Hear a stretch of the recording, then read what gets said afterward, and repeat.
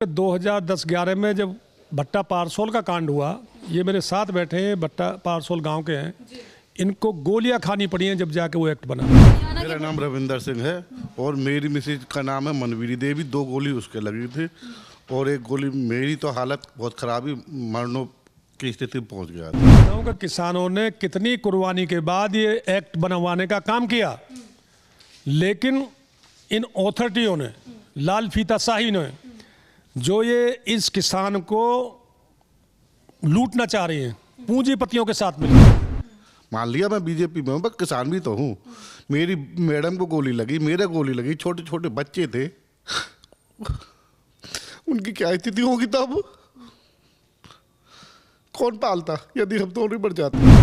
आज की ये हालत हो गई है, हमारे पास अगर जमीन चली जाएगी तो हमारे आने वाली पीढ़ी तो खत्म ही समझिए आप। माननीय प्रधानमंत्री नरेंद्र मोदी जी को कहना चाहता हूँ और उत्तर प्रदेश के मुख्यमंत्री योगी आदित्यनाथ जी को भी ये आवाज़ आपके माध्यम से पहुंचाना चाहता हूं। ये गरीब की हितैषी सरकार है, किसान की हितैषी सरकार है, युवाओं की हितैषी सरकार है, महिलाओं की हितैषी सरकार है, तो इसमें फिर किसान परेशान क्यों है? कोर्ट में गए थे, कोर्ट की वजह से ये इतने ना चुप रहे हैं हम। मेरी बात को आप घुमा पूछा पूछ रहे हैं, तो मैं भी कह रहा हूं कि किसानों की हितैषी सरकार है, गरीब की हितैषी सरकार है, लेकिन ये जो लाल फीताशाही है, ये अफसर हैं, लूट रहे हैं पूंजीपतियों से मिलकर। ये जो बीच में दलाल लोग बैठे हुए हैं, ये हमारी सरकार से सीधी बात कराने को तैयार ही नहीं है। बता देना चाहते हैं कि बीजेपी के खिलाफ हैं जितनी अफसरशाही है, नहीं समझे? ये बीजेपी के खिलाफ हैं, ये किसान को खिलाफ करना चाहते हैं, मजदूर को खिलाफ करना चाहते हैं। किसान पूरे देश में, किसानी कोई जाति नहीं है, कोई धर्म नहीं है, किसान तो किसान है।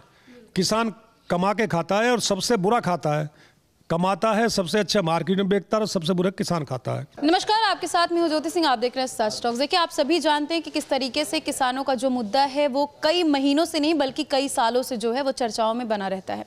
इसी बीच इस वक्त हम लोग देश की राजधानी दिल्ली के प्रेस क्लब में मौजूद है। इस वक्त हमारे साथ किसान के नेता सुधीर गुप्ता जी मौजूद हैं, जो कि लगातार किसानों के हक के बारे में बात करते हैं। माफी चाहूंगे, हमारे साथ किसान नेता सुधीर त्यागी जी मौजूद हैं। सर, सबसे पहला मेरा सवाल होगा कि आज जो आप लोगों ने प्रेस कॉन्फ्रेंस की है, क्या क्या मुद्दा था इसमें और किन किन हकों की बात हुई? नमस्कार सभी देशवासियों को।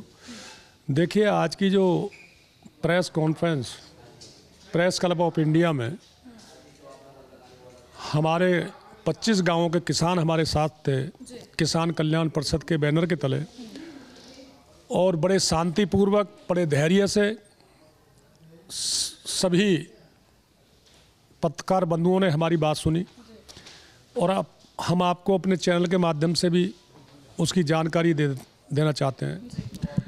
हमारी जो मेन मांग है, जो 2014 का एक्ट है, जो 2013 में बना, और आपको बता देना चाहता हूं कि 2010-11 में जब भट्टा पारसोल का कांड हुआ, ये मेरे साथ बैठे हैं, भट्टा पारसोल गांव के हैं, इनको गोलियां खानी पड़ी हैं जब जाके वो एक्ट बना। हरियाणा के भट्टा पारसोल? हरियाणा के भट्टा पारसोल नहीं, गौतम बुद्ध नगर के भट्टा, उत्तर प्रदेश में।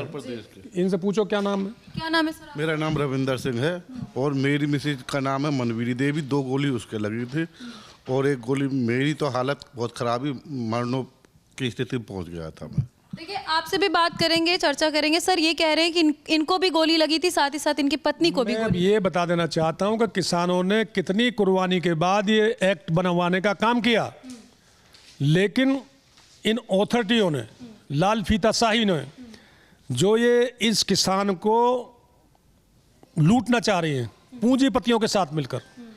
तो हमारा जो ये प्रेस कॉन्फ्रेंस थी, आज उन्हीं के विरोध में, लाल फीताशाही के जो अफसर हैं, ये जितने भी अथॉरिटी लूट रही हैं इस गरीब किसान को, मजदूर को, क्योंकि मजदूर भी जो है वो किसान से जुड़ा हुआ है।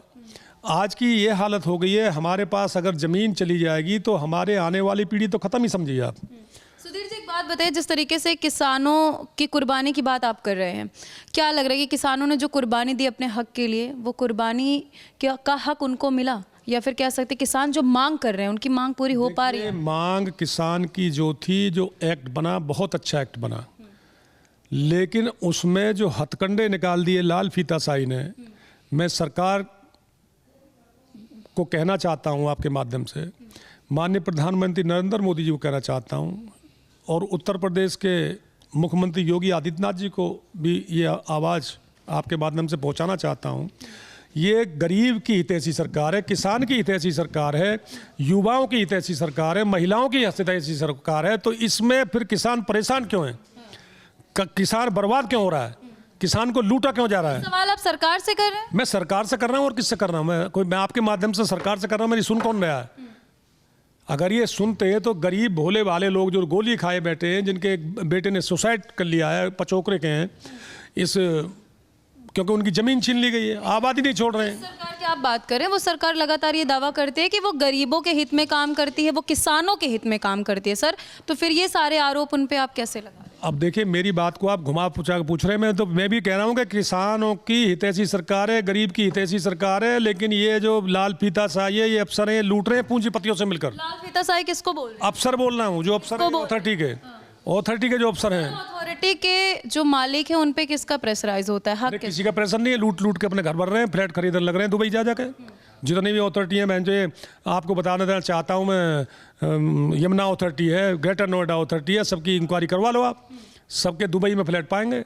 ये सब सेटिंग करे हुए हैं उससे, पूंजीपतियों से। आज लगभग कितने किसान यहाँ पर आए थे? किसान तो 25 गाँवों के थे मेरे ख्याल में, 50 एक किसान तो थे, हर एक गाँव से 2-2 आदमी आए थे। ये भी एक किसान ही है, उनमें नीचे भी किसान खड़े, उनसे रूबरू कराऊंगा आपको। तो किसान परेशान है। और देखिए, किसान कोई इनसे हीरे जवाहरात नहीं मांग रहा है, किसान मांग रहा है 2001-14 के एक्ट से हमें पैसे देने का काम करे, हमारी जो ज़मीन ले रहे हैं हमें डेवलप करके उसका 20% लौटा देने का काम करे, और ले खूब करे विकास, खूब बेके प्रॉपर्टी डीलिंग करे। पर हमें तो, हमारे बच्चों को तो बर्बाद ना करे, हमें तो बर्बाद ना करे। तो ये तो बर्बादी जो हमारी हो रही है, आने वाली पीढ़ी रोटी कहाँ से खाएगी, कहाँ मकान बनाएगी? आबादी ये छोड़ने के लिए तैयार नहीं, फ्लैट देने के लिए तैयार नहीं। तो ये हमारी छाती पे पूंजीपतियों को बचाना चाहते हैं। तो अथॉरिटी सिर्फ ये काम कर रही है उसी के विरोध में, और अपनी आवाज़ को पहुंचाने के उसमें हमने आज ये प्रेस क्लब ऑफ इंडिया में प्रेस रखी थी कि जो हम सरकार तक अपनी बात पहुंचाने में सफल हों, क्योंकि ये जो बीच में दलाल लोग बैठे हुए हैं, ये हमारी सरकार से सीधी बात कराने को तैयार ही नहीं है। तो सुधीर जी, ये काम आप पहले भी कर सकते थे, क्योंकि दिल्ली की बात करें तो दिल्ली में चुनावी माहौल चल रहा है, लगातार सभी पार्टियां वादे पे वादे कर रही हैं। इस बीच में इस तरीके का प्रेस कॉन्फ्रेंस करना क्या मैसेज दे रहा है?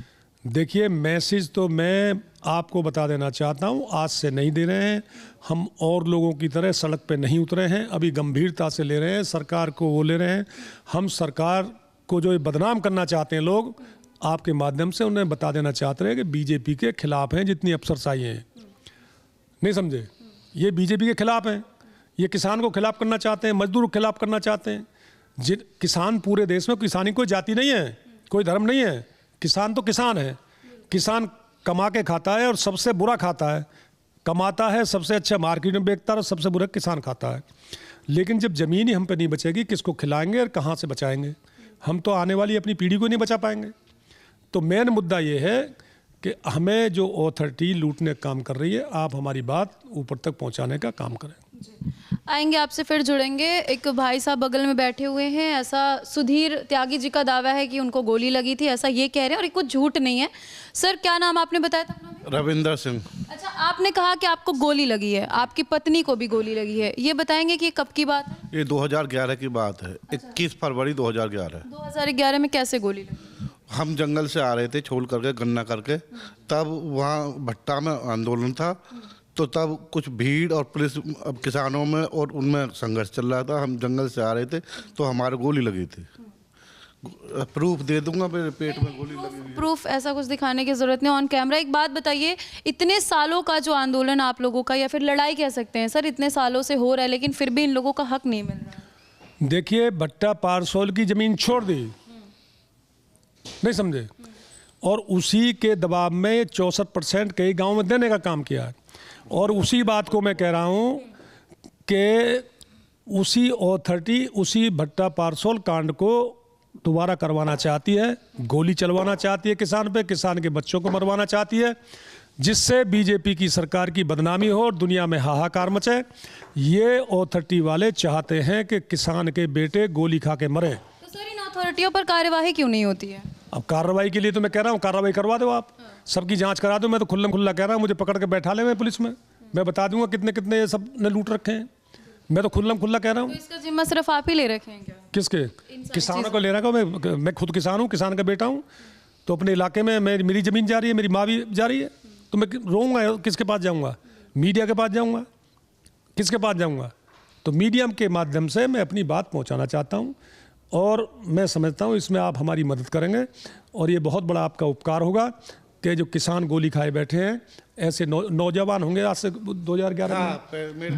लगातार सुधीर त्यागी जी आप लोगों के हक की बात करते हैं, आप लोग के समर्थन में आते हैं, जबकि पार्टी में भी इनका लगातार योगदान रहा है कई सालों से, उसके बाद भी ये आप लोग के लिए बात करने के लिए पीछे नहीं हटते हैं, फिर इनको किस तरीके से धन्यवाद करिए? ना मैं तो बहुत बहुत धन्यवाद करता हूँ और मैं भी बीजेपी में ही हूँ, एक मंडल अध्यक्ष भी रहा हूँ ओबीसी मोर्चा का, और मजबूरी ये है कि हम खिलाफ नहीं जा सकते पर अपनी आप बात तो रख सकते हैं। किसान भी तो हूँ मैं, मान लिया मैं बीजेपी में हूँ पर किसान भी तो हूँ। मेरी मैडम को गोली लगी, मेरे गोली लगी, छोटे छोटे बच्चे थे, उनकी क्या स्थिति होगी तब? कौन पालता यदि हम दोनों मर जाते? कोर्ट में गए थे, कोर्ट की वजह से ये इतने ना चुप रहे हैं हम। आज जो किसान सर हजारों करोड़ों लोगों को खिला रहा है अपनी मेहनत करके और आज वही रो रहा है, इसका जिम्मेदार सिसक रहा है। और ये जो अथॉरिटी वाले हैं ये किसान का गला घोटना चाह रहे हैं। सरकार को हम इसलिए चेताना चाह रहे हैं कि किसान अगर इस देश का खिलाफ हो गया तो इस देश में सारी इंडस्ट्री ठप हो जाएगी। ये बता रहा हूँ मैं आपको, आपके माध्यम से कहने जाता हूँ, चेतावनी नहीं दे रहा हूँ, अपनी बात पहुँचाने का काम कर रहा हूँ। मैं कह रहा हूँ इस टाइम तो सारे देश बीजेपी मानो आप। अब ये भी बीजेपी में, मैं भी बीजेपी में काम कर चुका हूँ, बुढ़ा हो गया, पैर घिस गए मेरे बीजेपी में काम करते करते। अब पहले बीजेपी को देखूँ या अपनी ज़मीन को देखूँ? है पहले तो मेरी पार्टी तो सेकेंडरी ऑप्शन है, पार्टी तो ये आती रहती है जाती रहती हैं। मैं पार्टी ऐसी मैं क्या करूँ जब मेरी ज़मीन ही नहीं रहेगी? तो यानी कि आप ये कह रहे हैं कि आप बीजेपी में रहने के बाद भी मैं बीजेपी में, ये मुझे रखो या मत रखो, लेकिन मैं किसानों की बात उठाऊंगा और इन बेईमानों का पर्दाफाश करूंगा, अथॉरिटी के खिलाफ धरना प्रदर्शन करूंगा। अगर मेरी बात तुमने पहुंचाने का काम नहीं किया प्रधानमंत्री नरेंद्र मोदी जी के और योगी जी के, तो मैं कह रहा हूं मैं 1 हफ्ते के अंदर अंदर ट्रैक्टर रैली निकाल के इस अथॉरिटी का भी घेराव करूंगा। इनको बेईमानों को रहने नहीं दूंगा नोएडा में। ये मैं आपसे कह रहा हूँ, आपको ये बता देना चाहता हूँ। तो ये मैं खाली आप ये मत मानिए कि मैं प्रेस कॉन्फ्रेंस कर रहा हूँ, मैं आपके चैनल के माध्यम से ये भी बता देना चाहता हूँ कि अगर इन्होंने बात नहीं मानी तो ट्रैक्टर रैली लेके इनका घेराव करूँगा, इनके घर का भी और अथॉरिटियों का भी। किसान इतनी आसानी से अपनी ज़मीन देने वाला नहीं है, अपनी माँ को बेचने वाला नहीं है, और ये जो दलालों के चक्कर में दलाली कर रहे हैं इनका पर्दाफाश करके हम रहेंगे। तो देखिए साफ तौर पे जिस तरीके से किसानों की जमीन सुधीर त्यागी कहने की लूटी जा रही है, कब्जा किया जा रहा है, उन चीज़ों को लेकर के यहाँ पे प्रेस कॉन्फ्रेंस किया गया था। फिलहाल इनकी बातों को लेकर आप कितने सहमत है कमेंट सेक्शन में जाकर के ज़रूर बताइएगा। आगे आपको ऐसी जानकारियाँ देते रहेंगे। जय हिंद।